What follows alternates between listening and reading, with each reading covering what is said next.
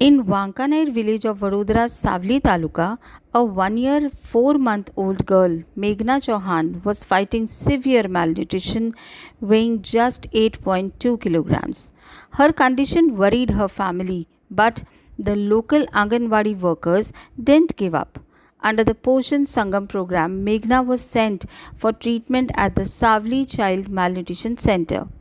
After 14 days of care, she started gaining weight. For the next 12 weeks, Anganwadi workers regularly visited her home, guided her parents on feeding, and ensured proper nutrition. Their efforts paid off. Meghna's weight increased to 12.7 kilograms and she is now in the normal health range. Thanks to the dedication of these frontline workers, one more child has been given a healthy future.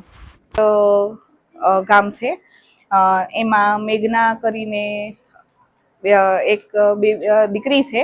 એનું જન્મ સમયે લો birth હતું અને એ કુપોષિતમાં અતિ કુપોષિતમાં હતી.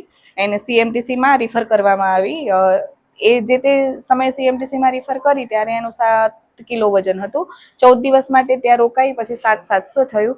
તે અંતર્ગત વારંવાર અમે એની મુલાકાત લેતા હતા. એ સમય દરમિયાન પોષણ સંગમ કાર્યક્રમ જે આવ્યો એમાં અમે એનું મેઘનાનું રજીસ્ટ્રેશન કર્યું.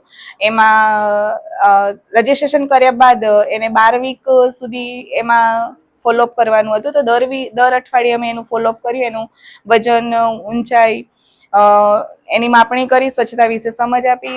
વારંવાર વર્કર બેન, એમએસ બેન, સીડીપીઓ દ્વારા એની મુલાકાત કરતા 12 વીક બાદ એનું અત્યારે હાલ 12 કિલો વજન છે અને એ નોર્મલમાં આવી ગઈ છે.